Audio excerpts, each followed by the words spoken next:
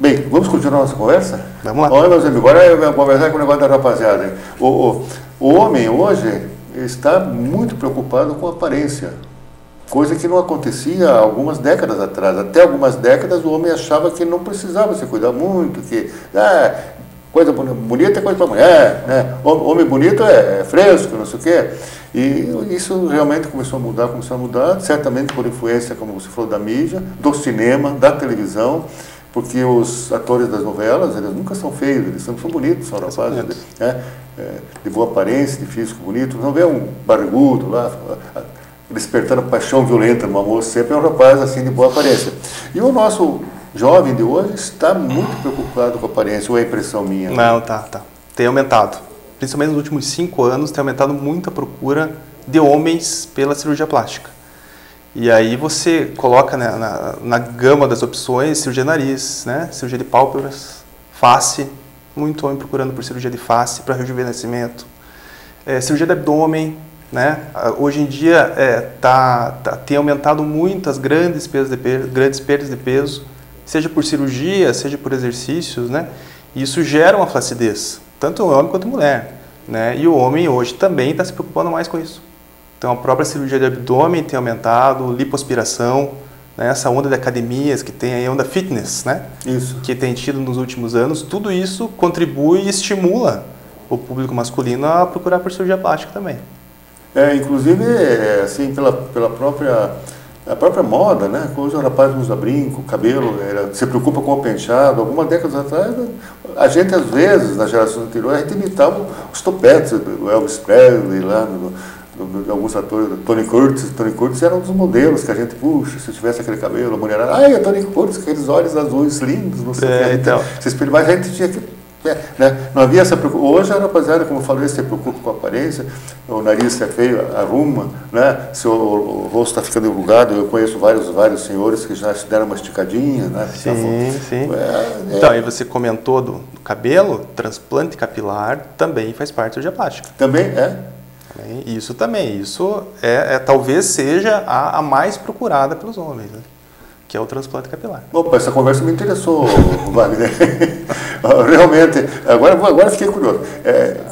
Esse transplante, como é que funciona? Ó, pessoal, vamos prestar atenção, a turma que é meus parceiros aí de topete. Eu fico frustrado, sabe por quê, Wagner? Eu não consigo. Eu olho assim pro espelho, puxa, eu queria tanto usar aqueles arrepiadinhos com gel, que parece que levar um susto, né? Não consigo, ó, como é que eu vou pôr gel no meu cabelo? Que bobagem, né? Vou falar sério de novo, que coisa. Bom, nós falávamos do transplante de cabelo, agora vamos falar sério. Como é que funciona? Qual é o mecanismo, assim? Retira da própria pessoa? Tira um pedaço da faixa de cabelo da parte posterior. Então, por aqui, no meu caso, eu vou fazer o caso, que eu vou que assim, eu vou tirando. Isso, não, tira uma faixinha posterior. Uma faixinha, com pele e tudo? Com tudo. Ah, é? Dessa faixa, separados os pequenos fios de cabelo, que são os folículos, e esses folículos eles são implantados em áreas previamente marcadas, né? E aí as aplicações são, a gente está falando em mais de 1000, né? Às vezes até mais que isso em uma única sessão. E atualmente tem em desenvolvimento, inclusive já tem fora do Brasil algumas técnicas robotizadas. Essa eu não saberia explicar para você como funciona exatamente, mas já tem, provavelmente em algum tempo chega no Brasil, não deve demorar muito. E essa propaganda que a gente vê, muita propaganda na internet, principalmente, assim, de crescer cabelo, todo o cabelo faz crescer, veja olha aqui, o teu cabelo pode ficar como esse, não sei o quê. Isso aí é um pouco de conversa, não é não? Se for pegar a fisiologia da calvície, como ela funciona, do que ela decorre, não tem muito sentido, uma coisa não bate com a outra. Então a saída provavelmente não vai ser essa. E tem algum fator hereditário? Tem, grande. É mesmo? Grande parte decorre do fator hereditário. É mesmo? E vem para os dois lados, do pai e da mãe? Dos dois lados. Então você tem na família, o jovem, se você tiver na família um tio, um avô careca, você tem uma tendência de perder o cabelo também, né? Tem tendência. Aproveite. Agora é interessante que um pouco a idade tem influência também na queda do cabelo, não tem? Tem, acaba tendo. Porque a maioria das pessoas mais velhas, os homens mais velhos, a maioria não tem muito cabelo. Quando parece algum homem assim, da minha idade, um pouco mais, um pouco menos, não é? Uma cabeleira bonita. O nosso colega, nosso diretor da TV, Orlando Mires, tem uma cabeleira muito bonita. E o apelido dele é Juba, mas sabe que não é por causa da cabeleira. Não é não. Porque ele, quando era pequenininho, ele gostava muito daquela balinha jujuba. Então tinha um primo dele, já falecido, filho do senhor Emílio, que vinha de Curitiba, ele deu um mau costume, sabe, trazia a jujuba. Então ele via, juba, juba, juba, aí virou juba. Juba. Na verdade, ele tem uma juba muito bonita que eu tenho inveja dele. Não espalha, vamos espalhar, até que ele vai ficar convencido.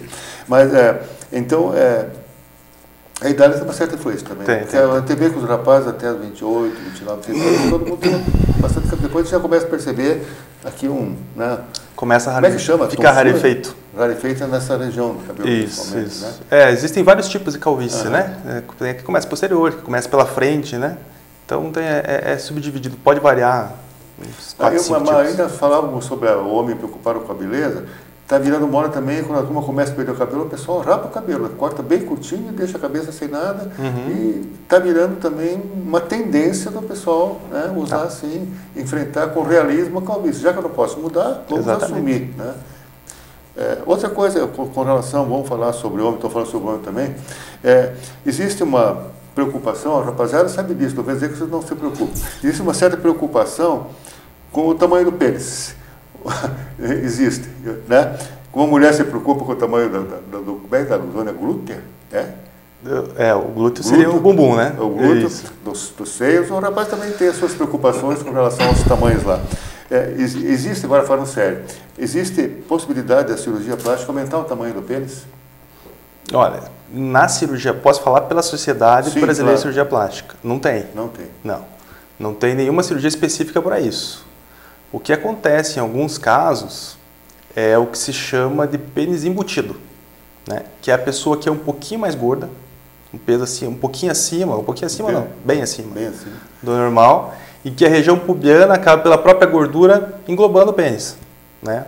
Então, isso sim teria um tratamento, né? Você pode tirar uma parte dessa gordura, aspirar, e aí você devolve o pênis, na verdade, você faz ele aparecer novamente. Não seria uma cirurgia de aumento. Ele estava escondido, vamos dizer assim. Que estava escondido, ele aparece.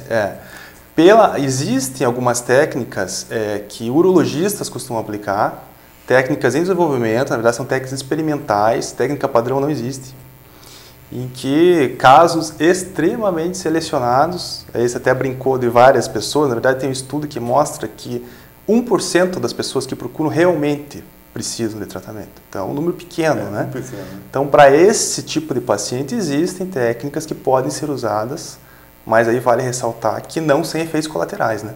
Sim. A partir do momento que você está mexendo numa parte funcional, você pode ter um efeito colateral depois. Bom, na verdade, também nós sabemos que com relação ao volume, ao tamanho do pênis, não tem nada a ver com a sexualidade, nem para o homem, nem para a mulher, na verdade. Né? Mas isso foi só, coloquei porque existe uma certa preocupação do pessoal mais novo, né? Aí também, né? Agora, vou voltar a falar em volume aí. O silicone, Wagner, o silicone não provoca um certo desconforto, a aplicação, por exemplo, na poupança, né? no bumbum, ou não? A prótese de silicone, né? É importante diferenciar, né? A aplicação de silicone líquido não existe. O silicone, na verdade, a gente usualmente chama de silicone, mas é uma prótese de silicone. Uma prótese, né? É um silicone coesivo envolto por uma estrutura, que essa estrutura não permite que esse gel silicone se extravase pelo corpo.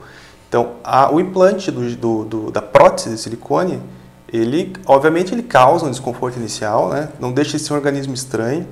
Uma prótese, por exemplo, de 350 ml, ela pesa aproximadamente 350 gramas. Isso, no caso do seio, por exemplo, fica mais pesado. Fica mais pesado, né? Então, 350 gramas de cada lado, 700 gramas a mais. Então, é um desconforto inicial que é a fase adaptativa, mas isso dura 5, 7 dias. Né? A partir daí já começa a readaptar, o organismo vai se adaptando, né? Vai formando uma cápsula em volta do próprio implante e com o tempo ele, na verdade, se adapta e não tende a causar prejuízo nenhum. Agora, o silicone para aumentar o bumbum, existe? O glúteo existe. Né? Ele é acompanhado de uma taxa de complicação um pouquinho maior quando comparado ao implante de seios, né? Pela própria posição que ele fica e pela própria anatomia do corpo humano, que acaba se apoiando em cima do glúteo, né? Então, você está gerando uma força em cima de uma estrutura que foi implantada. Então, existe uma chance de ter uma complicação maior. E a gente está falando em infecção, né? Extrusão, que seria a saída do implante pelo local onde você fez a incisão. Então ele é acompanhado de uma taxa de complicação maior, mas é factível. Existe o procedimento e tem bons resultados, sim. Ok, olha, sempre é bom pensar, melhor usar a academia, então. Academia é uma boa saída, né? Uma boa saída inicial, pelo menos. É inicial, né? Bom, o Wagner, é verdade que o nariz e a orelha nunca param de crescer? Não. Eu tô ralado, gente, tô ralado. Quanto mais velho, mais orelhudo e narigudo. Na verdade, não é mito, não. Existe uma explicação para isso, na verdade. A cartilagem do nariz e a cartilagem da orelha, diferente das outras cartilagens do organismo, elas não tendem a sofrer o processo de ossificação, ou seja, elas não têm um componente ósseo associado, né? Então, até os 18 anos, a maioria das cartilagens ela tem um componente ósseo, ela para de crescer. Na nariz e orelha não tem, até porque eles têm que ser mais flexível, pela própria localização, pela função. Então, esse seria um dos fatores que possibilitaria o crescimento com o tempo, tanto da cartilagem do nariz, né, quanto da orelha. E associado a isso, você tem a própria flacidez, frouxidão da gordura que você vai ter, flacidez da pele, né, que vai acabar alongando a orelha pela própria ação da gravidade, vai alongar a orelha, vai esticar o nariz, não tem saída. Isso faz parte do... Falar mais uma vez, tem hora de fazer força para escutar, sim, força. Não escuto bem, como é que é? Já ajuda a gravidade, já faz cair um pouquinho mais a orelha. Bem, então eu desconfio que daqui a algum tempo eu vou ter que consultar você a respeito do meu... Deixa para lá. Wagner, nossa conversa está realmente muito interessante, mas nós temos que observar o nosso horário. Então, dá a oportunidade para você se despedir dos nossos amigos aí, através da TV Milênio, e agradecemos muito a sua participação. E desculpa eu ter filado consulta aí. Não, tranquilo, Ari. Eu que agradeço a oportunidade. Né? Na verdade, é um prazer para mim estar aqui, poder falar um pouquinho, explicar o que eu faço, o que é cirurgia. E me coloco à disposição, tanto de você quanto de alguém que tiver alguma dúvida, alguma coisa assim, para maiores esclarecimentos. Estou à disposição aí e agradeço novamente a oportunidade. Então, obrigado a você, né, pela sua participação, foi muito importante para nós. Meus amigos, boa noite e tenham uma ótima semana. A melhor que vocês já tiveram até agora. Até o próximo programa.